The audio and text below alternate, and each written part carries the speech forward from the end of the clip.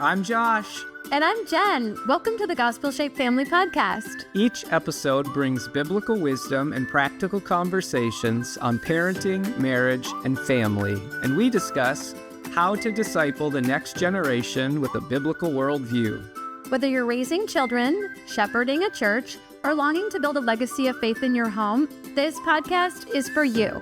Join us as we explore how to shape hearts, homes, and churches around the gospel, one conversation at a time. Hey, everyone. Welcome back to the Gospel Shaped Family Podcast. Hello. We always do this. We're like, hey, what's new? Oh, man, I don't know how to answer that question. A lot, but It's so nice outside. yeah. Today, I went outside and the weather is so nice. And it's like that weird time of year where all I want to do is just like stand outside and pet the cows. And I'm like, hey, I had to tear myself away to like come in the house and like homeschool the children. But I did it. Priorities. Maybe you could use some household management habits. Yes. Yeah, that'd be good. Our household management habits do help me on days when I want to just stand outside and pet the cows. But that's what we're talking about today. Today, we're talking about household management habits that just make life easier, simpler, healthier, honestly, more affordable for your family. Things that you can do within your home that just make life better. Just make life better. Mm-hmm. Sometimes we hear from moms, I hear from moms like, man, I want to do more with my kids. I want to be more intentional with my kids, but like I'm tired and my house is a mess and it feels like it's just hard sometimes. So we're just going to be sharing some things that we've done over the years, systems we've implemented and things that we do to make home life easier and better. Okay, I'm excited to hear this. Yeah. This is more your domain No, than you help with mine. a lot I of it. do. Yeah, I do. Yeah, But we're a team. this is high Jen here. Hi, This is Jen. good. This is stuff that I have curated over the years. Yeah. So this will be good. Did your family have any like household like systems or schedules or things that they did that you guys did when you were younger? Routines? We all had chores. Okay. So my brother and I we'd set the table for dinner every night, and then we would do the dishes afterwards. And this was like, I think pre-dishwasher days. So it would be What? like, family of 6. So there's a lot of dishes. My mom would mostly make homemade meals. Yeah. So I remember sitting there doing dishes every night. It would rotate who would wash and who would dry. And that That's included brutal. all the plates and glasses and silverware. And my dad would come and inspect. And if it was not perfect, we would have to rewash. And we rewashed a lot. Your dad was so hands-on. Yes. My dad had so many strengths, but hand washing dishes was not his thing. So, yeah, stuff like that. And yes, we had other stuff too. But yeah, I grew up with that. Did you guys? Let me think. Any routines? Yeah, I mean, we had routines.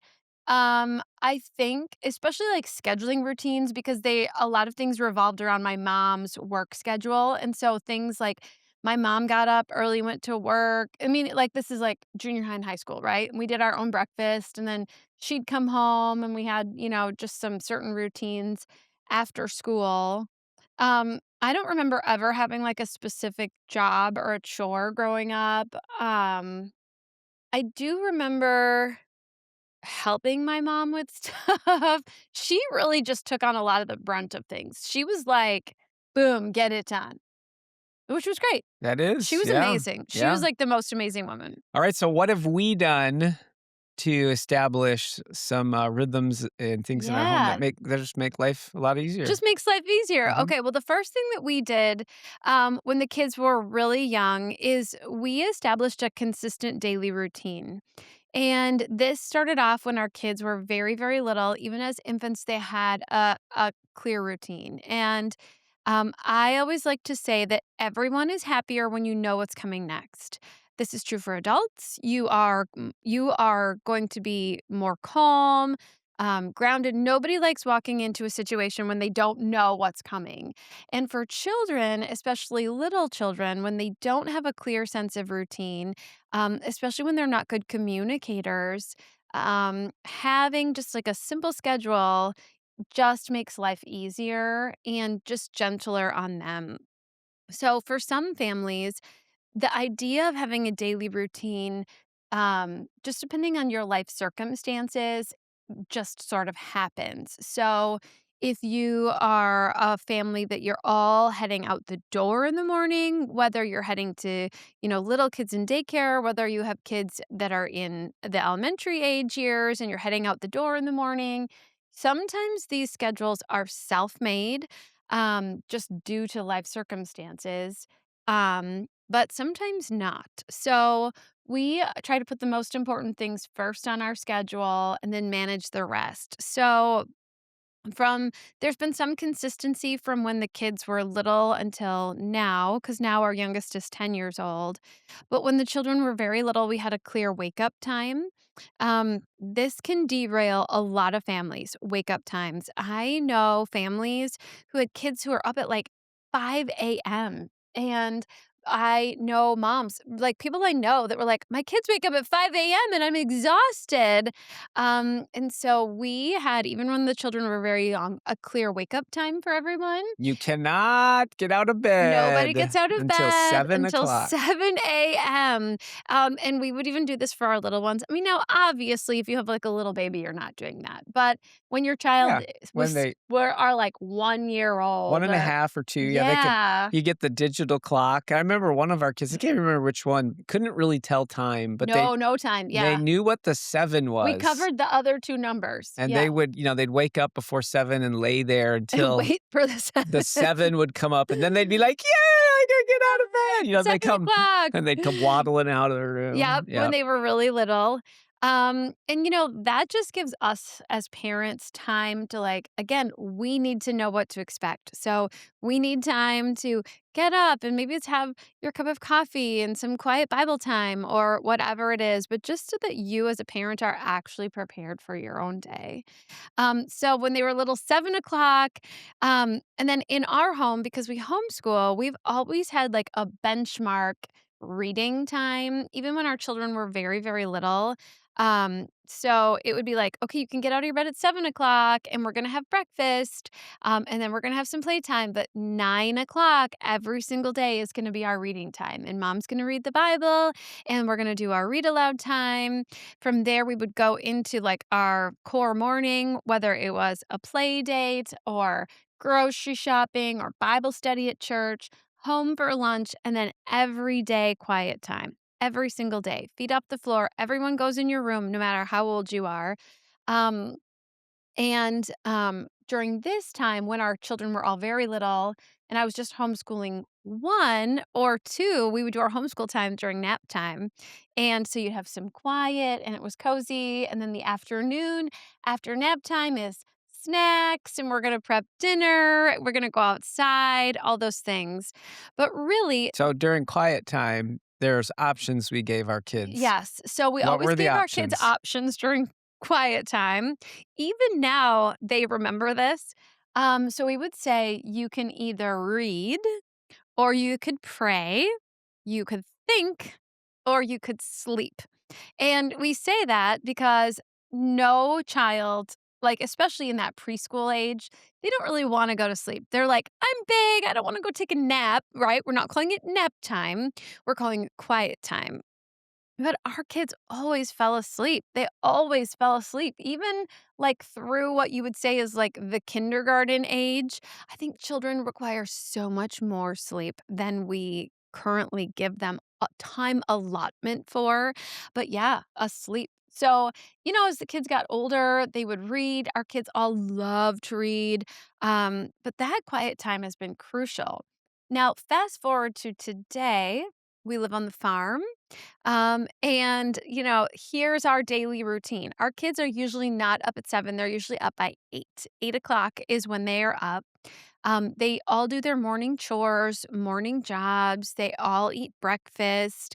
And depending on what the day brings, that can be lengthy. But that now 10 o'clock is our time. 10 o'clock is that benchmark time where we're reading or the school books come out, and 10 o'clock until lunch. The older children have to do more in the afternoon, but we'll break for lunch. And afternoon still always brings quiet time. It's quiet reading. And even if I don't enforce it, even if I'm not like, okay, we're just going to have quiet time, it's like ingrained in them. They're all like, and now I'm gonna go read for an hour. Sometimes our kids do still fall asleep, but there is a rhythm to the days that we established when they were young, and that has carried on now into the late elementary, the junior high, and high school years. So even I was kind of like typing this out, trying to think about our daily schedules, and I asked our 13-year-old, I said to him, John, what is our daily routine? And he literally said, he was like, 8 o'clock, we get up. And he literally said it to me, like word for word.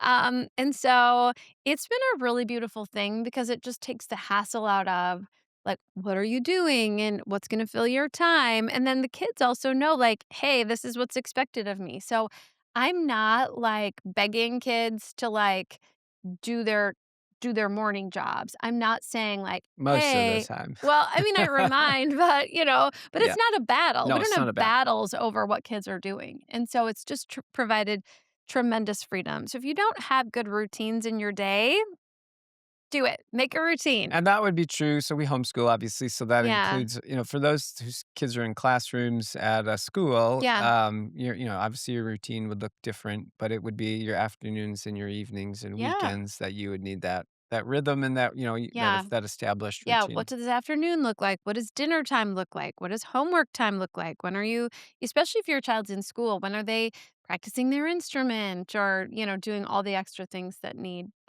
do require time Yeah. outside of school? And what chews up the daily schedule a lot of times, it's screens and social media, the hours that kids spend on that, it's Yeah. video games, it's sports and activities. And we've been really intentional on the screen and activity Yeah. side. We don't want that to be the dominant piece in our child's daily schedule. And so, there's a lot of captivity to activity that families Mhm. have, thinking it like this is going to be good for our kids. And then what ends up doing is it dominates Yeah. the free hours that a child would have are taken up by the activity. And of course, there's nothing wrong with some of those kinds of things, but when they get to the level of completely driving and dominating a schedule and impacting Yeah. family meals, relationships, engagement in a church community, local church community, these things that we all know are good and we want, we just need to ensure that there's balance there, and it's pretty easy. When kids are little, we say yes to a few things, and they're small investment of time and money, and then as they grow, they just their kids grow, It gets to be so it's a lot, much. yeah, and so we've purposefully, been very had a lot of boundaries around those areas for our kids because we Yeah. want these other things to be the dominant. We want there to be margin and time and availability in their life Yep. because that's where we feel like a lot of good things happen, Yep. rather than putting him in a lot of activities, and our kids do some activities. They'll be, John will be starting up flag football Football. here for a couple of months, and our kids, of course, do band, and Kate's working. the kids have jobs, so they do stuff. But all of our kids serve at church, but it's very strategic. It's limited. It often is. Mostly, it's full family activities, Mhm. so that we're not driving a million different places all over, I'm and so excited for flag football this year because so John, um, is gonna play on this, like, city league, and then our older 2 boys signed up to coach the team that's right. because they're old enough now. So not only are we invested because of the players, we're invested because of the It's kinda fun. coaches. It's 2 older I'm brothers coaching 10 his out of yeah, 10 excited for that'll be good. football That'll be season. good. Yes, okay, so that's the first one. The second one that we do is assign daily household jobs for each of our children, Yep. and so all of our kids from when they were really little, preschool age, like 3, 4 years old, they've all had jobs, Yep. and they've gotten more significant as they've gotten older.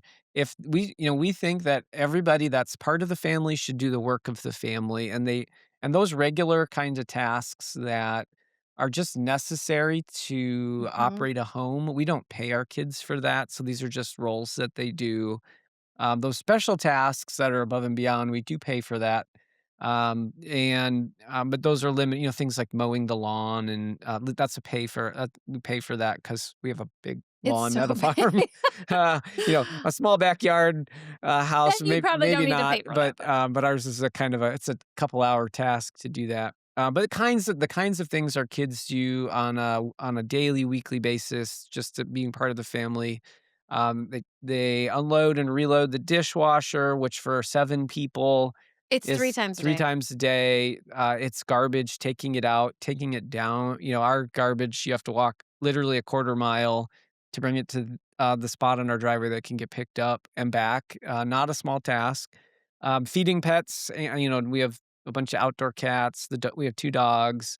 And then all the animals are, we have pigs and chickens and cows, and our kids they do get income from that throughout certain times of the year, but it's just a regular part of their rhythm. Vacuuming, sweeping, wiping, picking up, folding clothes, all those things that just need to be done.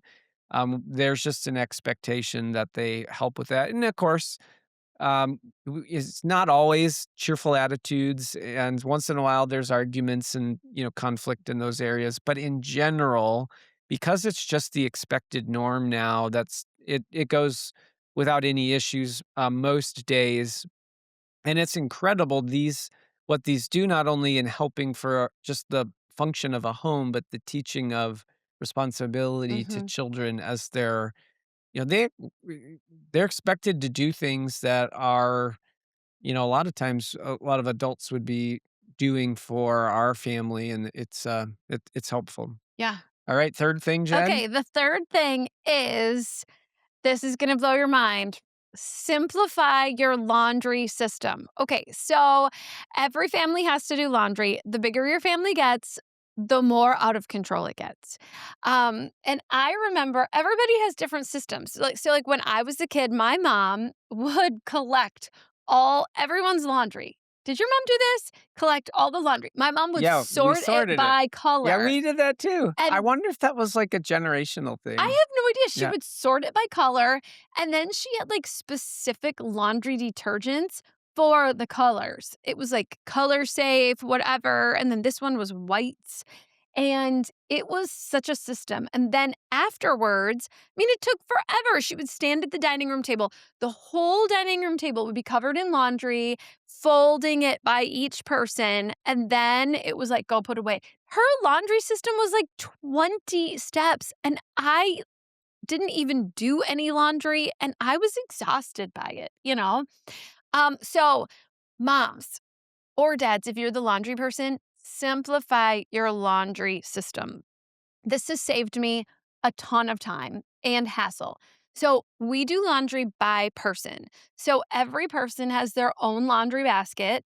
When clothes are dirty, like in their room, chuck the clothes in the laundry basket. And then when it's time to do laundry, those people got to carry their basket to the laundry room. And I even had, like, when the kids were little, cutie patootie small sized laundry baskets from the Container Store. I should see if Container Store still has those because they're so cute. Small person sized laundry baskets, and they would carry those. Wash the whole load, all their stuff, pop it in there, move it to the dryer, back in that same basket, and then in their room, and they can help fold and sort their own Yeah, laundry. they do it all They do themselves, it all everything. themselves. So now, like, we've had this system since the kids were really little. And obviously, like with girls, you're going to have like certain dresses, right? Things that they don't want washed. But man, oh man, we've been doing this since the kids were little. And now that they're older, I don't do anybody's laundry. Like, I do my own laundry and sometimes I'll do your laundry. But like, There are no children here that I'm doing their laundry for them. They all know how to run the washer and dryer. They know how to do and now we did have a washer or a dryer, a washing machine, I'm trying to think about it, repair because of some problems, but that aside, yes, changing your laundry will free up so much time, so much mental energy, and it'll change your life. Let's take a break to thank Renew Nation, the sponsor of this podcast. If you've benefited from the Gospel Shaped Family podcast, consider making a tax-deductible donation to Renew Nation today. Your generous donations make this podcast and our work to help children develop a biblical worldview possible. If you've enjoyed the episode, you can support us by leaving a review. This helps the podcast grow and reach more families. Now back to the show. All right, number 4. Okay. Number 4 is to just remove all hassle from your grocery shopping. Grocery shopping can be out of control. It can be so expensive. So what we've done is we've made like just generally a master list of meals that we like to eat. So I've got it in the kitchen. These are meals that we like to eat. And then when I grocery shop also from a list. So, I have started now only going to a couple stores. So I'll only go in person to Costco and then with health Did you read foods. the latest on Costco? No, I just saw yesterday they have officially become the cheapest place to buy, or the most affordable, probably a better phrase, buy groceries now. for real? They beat out Walmart. I Yeah. do. This is a whole nother thing. I do keep like a spreadsheet of prices at all the different places. Where it's the cheapest. Where Yeah. it's the cheapest. But Costco wins out every single time. And for organics, they have so much organic. So I go in person to Costco. I go in person to our health food store, but I will only go every other week. And then you can do delivery. And so I will have delivery come from Target and then online from Thrive Market. Thrive Market is amazing. They have, um, I think, the best prices. They beat our local health food store hands down every single time. And they deliver in like 2 days. I'll share a link. They're amazing. So Thrive Market. But really, um, if you're able to go to the grocery store only once every other week, shop sales, stock up, that really, for the person who's doing the grocery shopping, makes life so much easier. A system. It does good. Yeah, it does do good. Yeah. All right. So you laundry, shopping. What about the 5th one with bulk food prep? Oh, This is like a yes. nice hack This here. is a super nice hack. Yeah. So when in doubt, make 2, double it. And I've gotten better at this in recent years. Um, But what I've really learned is that, there are always nights that you're not feeling it. You're not feeling like making dinner. Things feel difficult. The gift you're going to give yourself is by meal prepping in bulk. And this has just been so life giving. So instead of making, you know, 2 whole chickens, I'll make a third and then Which you just did. What day was that? Co 2 days ago, I, like, looked at the counter, I'm like, why are there so many she's chickens like, in here? "Josh, come and take the meat off." Like, an hour I do later, I'm I like, do that. "Ooh." But, I mean, I normally do that. But the thing is that then now when I'm not here one night and you guys wanna make, like, a chicken That's great. pasta, I loved then it. you can I'm just glad it's you all did. ready. Or Yeah. if you wanna make quesadillas or whatever, that's all ready. So do that. I have gotten, like, really good at doing, like, bulk baking, like hamburger buns, quick breads. I bought, like, 4 loaf pans that are all the exact same brand, same size so that you can evenly bake in your oven. 4 loaves of whatever, banana bread or pumpkin bread or anything like that. But, yeah, And so then you just pull them out. I just pull them Freeze a out. couple, pull them out. Yeah, I Yep. just pull them out. And so as your kids get older, they're only gonna eat more. They're just gonna eat more and more. And so, this hack of doing bulk meal prep has been so helpful because you have to clean up the dishes anyways when you're in the kitchen cooking. You have to turn the oven on. There's only, that much time. So it just makes sense to bulk meal prep. All right, Okay, last last one is one. enlist the help of others. So, this would be people outside your family. So there are times when we have outsourced some of the stuff that we do in Mhm. our home. We've got Jen's leading a band, 80, 90 students. I'm traveling time to time, both in ministry, serving at our church, leading some things, our father, son, mother, daughter group, The running the farm, farm. It's a lot at times, the different things that we're got going. So we're like homeschooling. homeschooling. So we've decided, you know what? There's a few things that it's okay to outsource to Yeah. others to get some help with. And so we have a house cleaner that comes on every other Tuesdays. Tuesday for a Yep. couple hours, 2 or 3 hours. And that they'll do the main living areas generally. Mhm. And that's helpful just to kind of catch up with some of the, when you're at home all the time and you live on the farm, it can get She's so messy wonderful. and Yeah. dirty. Yep, that's great. I get help with plowing the driveway. Our driveway is long, and because I'm gone on a fairly regular basis, if it ever snows and I'm not here, and Jens needs to leave. It's like, just makes it challenging. So we have an individual that plows, and that's really nice. Just to you wake up and the ferries came and the Yeah, he's driveway's great. cleared, We and never have to do any of that. um, we had the last couple years haven't been as heavy snowfall as Mm-mm. we're used to in Minnesota, but the first year at the farm, it was like It was crazy. it was we had, like, feet of snow all winter long, and it just snowed, like, every week. We had big 6 inches, 8 inches, 9 inches It every was a week, and it was a lot. lot of snow, and I was really grateful for that help. We pay the kids to mow the lawn, and that's helpful. But any, and we do some tutoring for specific homeschool subjects for our kids, Yeah. specifically kind of when they get into the high school age Yep. range with some of the sciences like chemistry, Lab some of sciences, the yeah. lab sciences, or Advanced math. advanced math, or even like some language studies. Mhm. Those things have been real helpful just to take a little bit of So weight wonderful. off. And we still help manage those, but they just limit some of. So are there areas in your life that it makes sense, to free you up in a certain area or 2 and invite Mhm. some help in? Yeah, and I maybe had a hard time saying yes to help sometimes. I still do.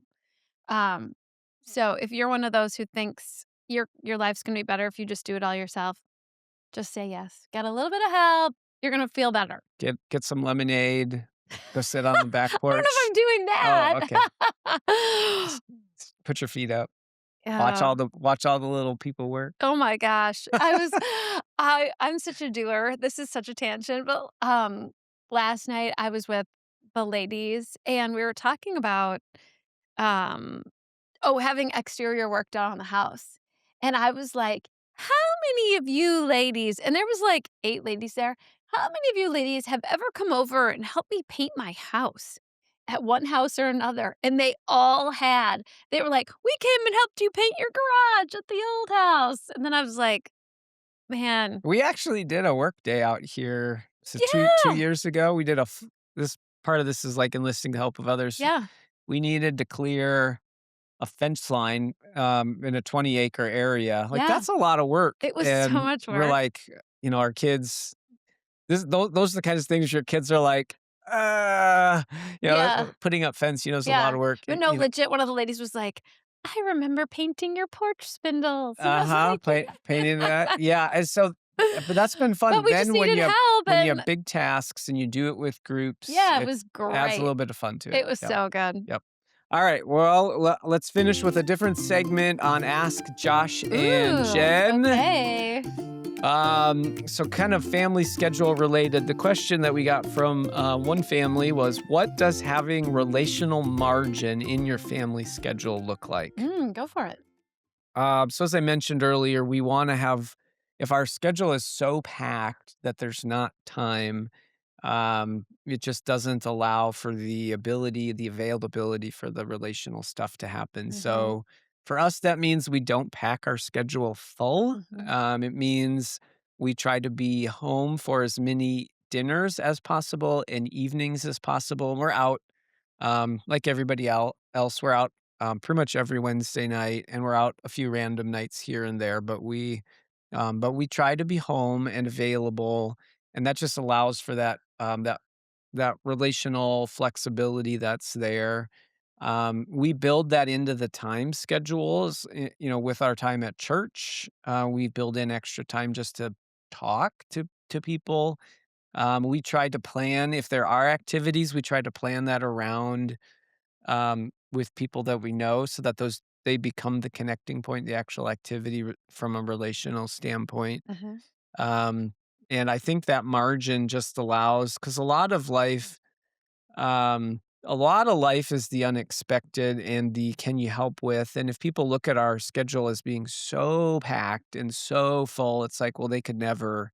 So we just don't want that. And especially in this season with teenagers and young adults, Mhm. we want to have the ability, the availability to be Available. engaged Yep. with them and just to our if we have margin, then we can be involved with what they're doing, and so we try to make that part of our schedule in the sense of there's enough flexibility there that, we can be engaged in their world with the things that they're doing, and so that'll only amp up as time goes, Mhm. not less. I don't know, do you have any other added thoughts to that? Yeah, I mean, I guess I always wanna say, like, I'm available for that, and so things always pop up in the schedule, um, whether it be, like, Asher and the dog, we're gonna go get the stud dog today, and it's like, "Oh, well, we have flexibility in our schedule for that," or we have, like, choir concerts coming up, or, just things like that, that it's like, if your family schedule is so jam-packed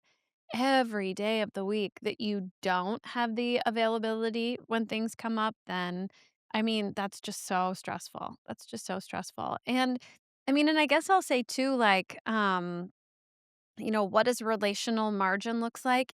It looks like, and this may sound really bizarre, keeping Saturdays free I or was gonna say Sundays. or Sundays, Yeah, but just like Saturdays end up one day free. Like Saturdays get really busy for us in the warmer months in the because of the warmer farm, months, but but, like, yeah. sometimes it's nice to just say to your kids, like, "We have nothing today." Like, I mean, and obviously, like, church isn't something, but you can stay in your pajamas today. You can sleep in. We don't have to go anywhere, and so I think that's a beautiful thing, and it's hard to do, but sometimes just saying, "Hey, the whole day's free." That's Sundays for us, Yeah, relational totally. margin. After we get home from church, Yeah, we tend to have very little all day Sunday, almost, unless we're traveling. yeah. That tends to be really open for us. And then that allows just a lot of when you're together and you're just there, Yep, a lot happens. yep, I'd say the other piece for us is we tend to block schedule in the sense of mhm, looking ahead and yep, planning what are the most important things in our life from a planning standpoint with our family? We put those on the calendar first, and then everything can fill yep, around them. And we have a pretty regular routine of going out on Friday nights. You and I, mhm, our kids just know that, and building in the kinds of time with family so that is a prioritization in our schedule, and that just allows for a lot of connection. yeah, it's great. Mhm. All right. Margin for the win. Margin for the win. All right, that does it for today. Thanks for tuning in, and we'll see you next time. We're honored to partner with the Addisons, and today I want to point you toward their podcast. It's called Culture Proof, and they use a biblical approach to view current events, family, politics, and more. What makes it unique is their biblical perspective. They take the truth from the Bible and they apply it to issues that we're facing today. They don't just discuss problems, they provide practical things that we can do to make a difference and raise our children to follow Christ. Subscribe today so that you and your family can be culture proof. Thank you for listening to the Gospel Shaped Family Podcast. Please share this episode and give us a 5-star rating wherever you get your podcasts.